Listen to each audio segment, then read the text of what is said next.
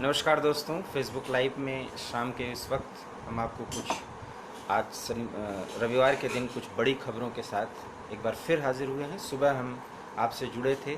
जब हमने आपको फ़ारूक अब्दुल्ला के बयान के संदर्भ में चर्चा की थी, और अब चर्चा पाकिस्तान और चीन की होगी, जो एक बड़ी खबर आ रही है। और वो खबर ये है कि अगस्त 28 के बाद और सितंबर का ये दूसरे हफ्ते तक अर्थात 15 सितंबर तक की स्थिति के बारे में हम जानकारी दे रहे हैं कि जो चीन गलवान से लेकर के पैंगोंग झील तक सरगर्म है लद्दाख के एरिया में, वहाँ पर भारत ने बहुत ज़्यादा बढ़त बना ली है। खबर अब ये आ रही है, ये एक लेटेस्ट खबर है और एक ब्रेकिंग न्यूज़ है आपके लिए। और भारत इस कदर अब बढ़त बना लिया है कि चीन पूरी तरह से बौखला गया है, और बौखलाहट में चीन ने अरुणाचल पर भारत के एरिया में कुछ एरिया में दबाव बढ़ाने की कोशिश कर रहा है। देखिए, चीन एक बहुत बड़ी लड़ाई लड़ रहा है, जो मैदानी लड़ाई में एक तरह से उसको हार का सामना करना पड़ रहा है। बिना हथियार चलाए भारत ने जिस तरह से कई ऐसे रणनीतिक महत्व के क्षेत्रों पर कब्जा किया है, वो एक बहुत महत्वपूर्ण सफलता है। और इस सफलता का श्रेय भारतीय जवानों को जाता है, भारतीय सैनिकों को जाता है, जो पूरी तरह से प्रोफेशनल तरीके से चीन के सैनिक और मनोवैज्ञानिक लड़ाई में उसके असर और उसके ताकत को पूरी तरह से क्षत विक्षत कर रहे हैं। हम आपकी जानकारी के लिए बता दें कि चाइना इस समय जहाँ जहाँ पर बहुत ज़्यादा बढ़त बनाने की कोशिश कर रहा था, उसमें मगर हिल, गुरुंग हिल, रेचिनला, रेजांगला, मोहपरी और फिंगर 4 के पास, फिंगर 4 आपने नाम सुना होगा, फिंगर 4 के इर्द गिर्द के कुछ ऊंची पहाड़ियाँ, यहाँ पर भारतीय सैनिकों का पूरी तरह से कब्जा हो गया है। और ये कुछ ऐसे एरिया है जिस पर अभी भारत की सेना अभी तक नहीं पहुंची थी, लेकिन जिस तरह से चीन ने दबाव बढ़ाया और भारत के क्षेत्र में घुसने की कोशिश की पूरी भूमिका बनाई अप्रैल के बाद से, उसको न सिर्फ भारत ने समाप्त किया बल्कि आगे जाकर के उन हिल्स पर कब्जा कर लिया है, जिसके कारण चीन जो है बहुत परेशान है, पूरी तरह बौखला गया है। और चीन एक तरह से इस एरिया में हार गया है, और इस हार के कारण अब मनोवैज्ञानिक लड़ाई लड़ने के तहत वहाँ का जो ग्लोबल टाइम्स अखबार है, जो बीजिंग से निकलता है और सरकार का नियंत्रण है, उस पर कई ऐसे लेख, कई ऐसे मनोवैज्ञानिक लड़ाई के तौर तरीकों का इस्तेमाल किया जा रहा है। क्योंकि अधिकतर चीनी जनरल्स का ये मानना है कि कोई भी लड़ाई बिना एक गोली चलाए हुए जीती जाए, वो लड़ाई का एक बेहतर तरीका होता है। चाइना ने यही इस्तेमाल करने की कोशिश की, लेकिन जिस तरह से 20 सैनिकों को खो देने के बाद हमने उनके 60 से अधिक सैनिकों को मारा, हमने उनके कुछ रणनीतिक पॉइंट्स को न सिर्फ उनको वहाँ से भगाया बल्कि उस पर कब्जा किया, उससे आगे भी जाकर के कब्जा इस कदर कर लिया कि अब चाइना गलवान घाटी से पैगोंग झील और उसके आसपास के एरिया में पूरी तरह से प्रभावित हो चुके हैं उसकी आर्मी, और अब वो बचाव की मुद्रा में है, क्योंकि भारत उनकी किसी भी गतिविधि पर नज़र रख रहा है। जब भी हम आपको चीन के बारे में कोई जानकारी देते हैं तो लेटेस्ट जानकारी आपको ये देते हैं कि भारत अब एज पर, मतलब ऊंचे पहाड़ियों पर कब्जा जमा चुका है और चीन की सारी गतिविधियां नीचे चल रही हैं। तो जो नीचे की गतिविधि उनको भारतीय क्षेत्र में, भारतीय एरिया में या नो मैंस लैंड में या उस एरिया में जहां पर किसी की सेना ना हो, वहां पर घुसने का चीनी प्रयास करते थे, वो अब कर ही नहीं सकते, क्योंकि उनका कोई भी मूवमेंट होता है तो भारतीय सेना उसको पकड़ लेती है। एक बार फिर आपको जानकारी दें, ये लेटेस्ट जानकारी है, मगर हिल, गुरंग हिल, ये सब लद्दाख के, पूर्वी लद्दाख के वो क्षेत्र हैं, गलवान, पैगोंग, चुशूल, इन सब के बीच के वो क्षेत्र हैं जिस पर भारत ने कब्जा कर लिया है। और इस पर चीनियों की नज़र थी, क्योंकि यहाँ पर पहुंचकर चीनी भारत को और पीछे कर सकते थे और वो हमारे एरिया में घुस सकते थे। अब स्थिति ये है कि हम अपने एरिया को बचाते हुए रणनीतिक महत्व के उन क्षेत्रों में घुस चुके हैं और उन पहाड़ियों पर कब्जा कर चुके हैं, जिसमें चीन फिलहाल इस संघर्ष में, इस लड़ाई में पूरी तरह से हार चुका है। और इसी की बौखलाहट है कि चीन अरुणाचल के, मैंने आपको बराबर इस बात की जानकारी दी कि अरुणाचल से लेकर के लद्दाख तक अब एरिया सब कुछ बहुत ज़्यादा संवेदनशील हो चुका है। तो अरुणाचल के कम से कम 6 से 8 स्ट्रेटेजिक पॉइंट पर चीनी अपनी गतिविधियां बढ़ा रही है चीनी आर्मी, और रणनीतिक महत्व के उन बिंदुओं पर कब्जा करने की कोशिश कर रही है, ताकि जो चीनी सेना पूर्वी लद्दाख में इतना ज़्यादा बैकफुट पर है, वो अरुणाचल में कुछ स्थानों पर भारतीय क्षेत्र पर कब्जा करके भारत पर दबाव बढ़ाए। लेकिन भारत की सेना इस कदर चाक चौबंद है, भारतीय वायुसेना इस कदर चाक चौबंद है, और पेट्रोलिंग इतनी खतरनाक तरीके से और इतने प्रभावी तरीके से की जा रही है कि चाइनीज़ फिलहाल बैकफुट पर हैं। लेकिन हमें इस बात का इल्म रहना चाहिए, ज्ञान रहना चाहिए कि चीन भले ही उनकी आर्मी में इतनी ताकत न हो और हमारी आर्मी पूरे जोश और खरोश के साथ लड़ रही है, चीन मनोवैज्ञानिक लड़ाई में विश्वास कर रहा है, और अभी हो सकता है कि वो भारत की ताकत का आकलन कर रहा है, जैसा कि मैंने पहले भी कहा था, और वो बातें इस्टेब्लिश हो रही हैं। उस ताकत के आकलन में कम से कम चीन ये समझ चुका है कि आने वाले जिस सर्दियों का हवाला देकर वो भारतीय सैनिकों के हौसले पस्त करना चाहता है, उसमें वो बुरी तरह फेल हो चुका है, क्योंकि भारत इस कदर पहाड़ी एरियाज़ में और ख़तरनाक हिल्स पर जहाँ बर्फबारी होती रहती है और -40 डिग्री से अधिक तापमान रहता है, वहाँ पर भारत को पेट्रोलिंग करने का, लड़ाई करने का और 12 महीने सैनिकों को तैनात रखने का पूरा एक अनुभव है। और उसी अनुभव का इस्तेमाल करते हुए पैगोंग से लेकर के गनवान और फिंगर 4 तक जितने भी एरियाज़ हैं जहाँ पर चीन की नज़रें गड़ी हुई थी, भारत ने अगले जाड़े तक, मतलब इस मार्च आने वाले,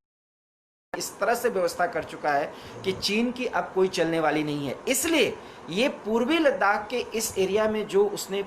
प्रयास किए थे, वहाँ पर अब चीन बुरी तरह से पस्त होता हुआ नजर आ रहा है। इसलिए वो अरुणाचल के सीमांतवर्ती क्षेत्रों में कोई न कोई मुश्किलें पैदा कर सकता है। बार बार मैं आज फिर इस बात को दोहरा रहा हूँ कि ये दीपावली से लेकर के दिसंबर तक आने वाला ये बहुत ही कठिन समय है भारत के लिए, क्योंकि भारत की सेना पूरी तरह से आगे बढ़ रही है और चीनी बौखलाए हुए हैं। ऐसे में एक सीमित ही सही, लेकिन एक बहुत ही व्यापक और आक्रामक ढंग से कोई कार्रवाई दोनों तरफ से की जा सकती है, जिसके लिए भारतीय सेना को तैयार रहना होगा। और भारतीय सेना तैयार है, क्योंकि 130 करोड़ से अधिक भारतीयों की पूरी ताकत भारतीय सेना के साथ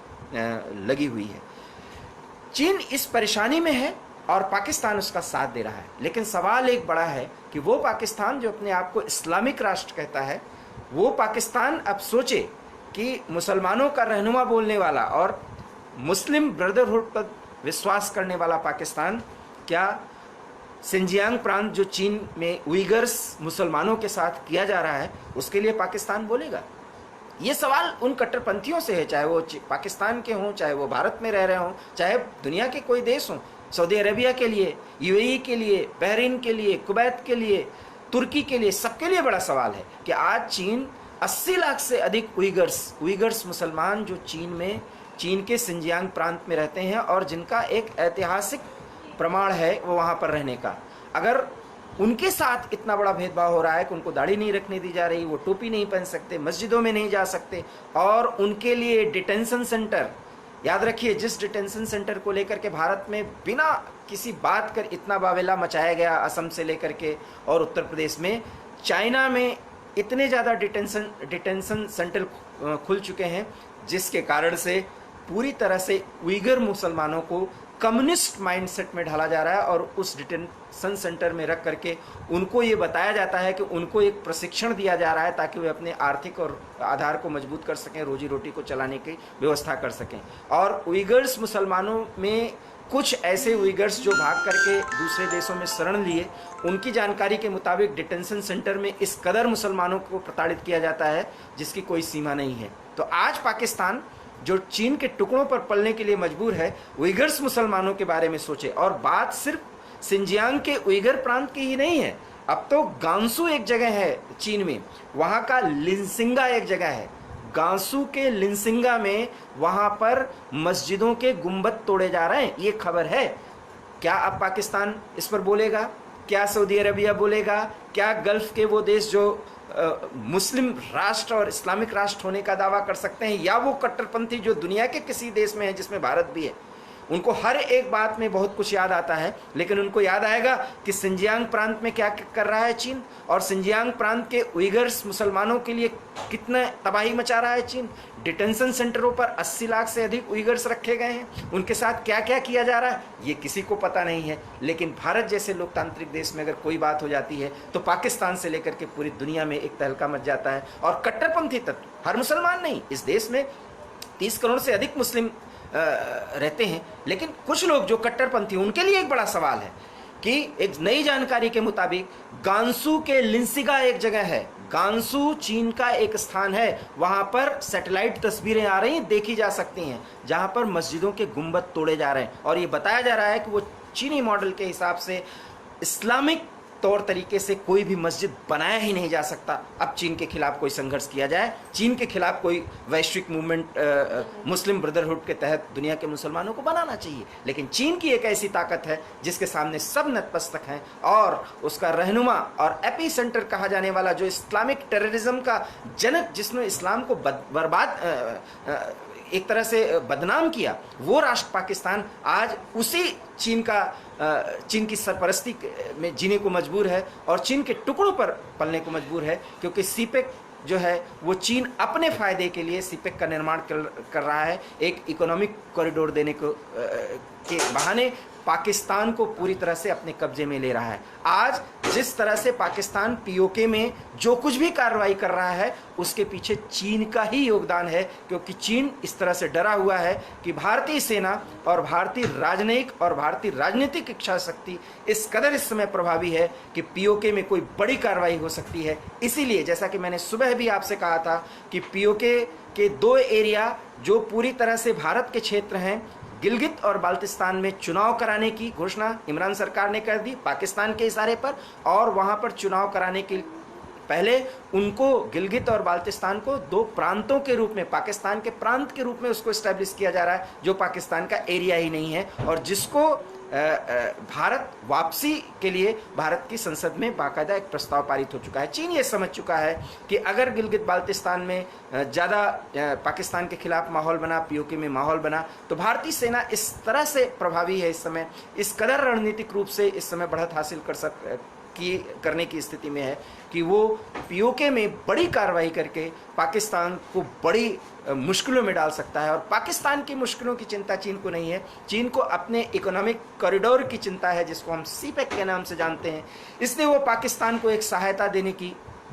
बात कर रहा है और पाकिस्तान को एक मनोवैज्ञानिक रूप से सहयोग देने की बात कर रहा है। लेकिन वो चीन सिंजियांग प्रांत के उइगर मुसलमानों के साथ 80 लाख से अधिक जो मुस्लिम हैं उनको एक तरह से कन्वर्ट कर रहा है, उनका धर्म परिवर्तित कर रहा है, और गांसू के लिंसिगा जगह पर वहाँ के मस्जिदों में जो गुंबद हैं उनको तोड़ा जा रहा है। लेकिन आज कोई मुस्लिम राष्ट्र और कट्टरपंथी मुस्लिम संगठन चीन के खिलाफ कोई माहौल नहीं बना रहे हैं। उनको तो बस लोकतंत्र के साए में पलने बढ़ने वाला भारत और भारत जैसा उदारवादी देश, यहाँ पर कोई घटना होती है तो उसकी गूंज जो है पूरी दुनिया में हो जाती है। एक बड़ा सवाल पाकिस्तान के लिए, पाकिस्तान परस्त उन कट्टरपंथी मुस्लिम संगठनों के लिए जो दुनिया के किसी भी देश में रह रहे हों, उनके लिए एक बड़ा सवाल कि चीन के सिंजियांग प्रांत में जो हो रहा है, क्या उसके लिए पूरी दुनिया के मुसलमान एक हो रहे जा रहे हैं? क्या चीन के खिलाफ बड़ी कार्रवाई या बड़ा दबाव बनाने के लिए वो कोई आंदोलन करने जा रहे हैं? और गांसू के लिंसिगा जगह में, लिंसिका सब एरिया में जो मस्जिदों की गुंबद तोड़े जा रहे हैं, क्या कोई कट्टरपंथी मुसलमान या इमरान खान या पाकिस्तान की सरकार उसके खिलाफ कोई मूवमेंट चलाएगी या चीन से कोई नाता रखेगी या तोड़ेगी? एक बड़ा सवाल है। बहरहाल भारत ने चीन के इस विस्तारवादी और इस कट्टरपंथी नीति का विरोध करते हुए उसको जवाब दे दिया है, और अरुणाचल से लेकर के लद्दाख तक अगर चीन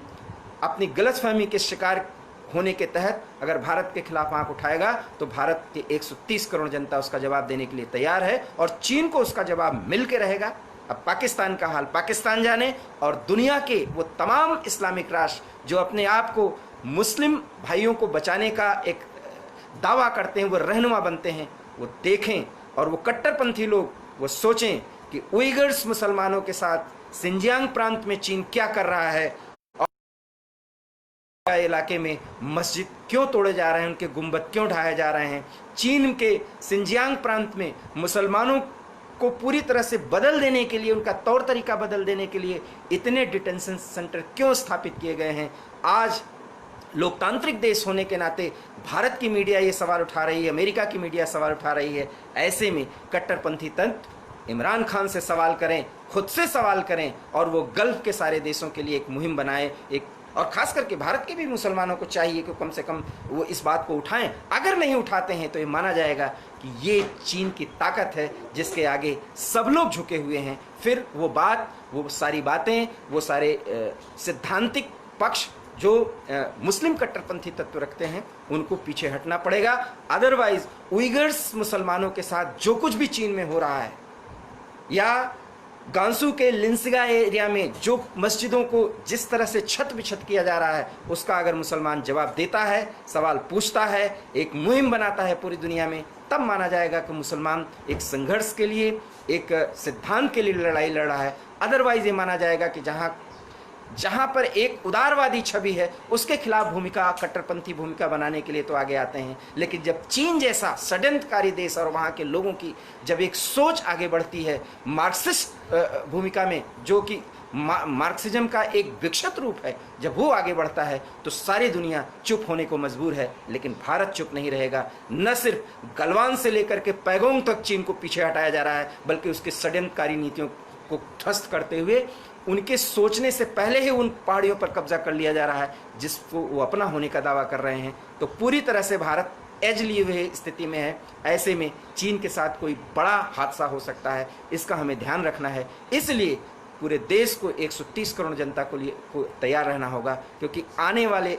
दिसंबर तक स्थितियां बहुत प्रतिकूल होने जा रही है। क्योंकि इस ठंड को चीनी सैनिक नहीं झेल पाएंगे, भारतीय झेल सकते हैं। उसके पहले भारत का ध्यान भंग करने के लिए और भारत की तैयारी को और भारत के रणनीतिक महत्व के बिंदुओं से हटाने के लिए चीन कोई बड़ी कार्रवाई कर सकता है। आज फिलहाल आपको नई जानकारी के साथ कि भारत ने मगर हिल, गुरंग हिल, रेचिनला, रेजांगला, मोखपरी और फिंगर 4 के कुछ इर्द गिर्द के कुछ बड़े ऊंची पहाड़ियों पर कब्जा कर लिया है और इससे चीन बुरी तरह बौखला गया है। इसी कारण से वो अरुणाचल के एरिया में दबाव बढ़ा रहा है। ऐसे में दोनों तरफ के सैनिकों की एक तगड़ी और तीखी भिड़ंत हो सकती है, जिसको बचाने का प्रयास किया जा रहा है। फिलहाल दोनों तरफ के सेनाओं की बातचीत रुक चुकी है। ये नई जानकारी के साथ हम आपसे आज के लाइव में विदा लेना चाह रहे हैं। कल हम आपसे फिर इसी मुद्दे पर हो सकता है फिर मिलें, क्योंकि चीन जिस तरह का षड्यंत्र कर रहा है और जिस तरह से वो भारत से लगातार मार खा रहा है, वो बुरी तरह से बौखलाया हुआ है। हम ये नहीं भूल सकते कि वो एक बड़ी ताकत है, लेकिन भारत का गौरवमयी जो सैनिकों का इतिहास रहा है, उसकी वर्तमान परंपरा इस कदर आगे बढ़ रही है कि सैनिकों के हौसले के सामने चीनी सैनिक बौने नजर आ रहे हैं। आज के लाइव में इतना ही। अगर आपको हमारा ये लाइव पसंद आया हो तो इसे प्लीज़ हमारे इस फेसबुक लाइव को फॉलो करिए, इसे शेयर करिए और हमारे YouTube channel heart talk India को वहाँ पर जाइए, इसे लाइक करिए और उसे सब्सक्राइब करिए। प्लीज़ आपसे यही अनुरोध है। बहुत बहुत धन्यवाद। नमस्कार।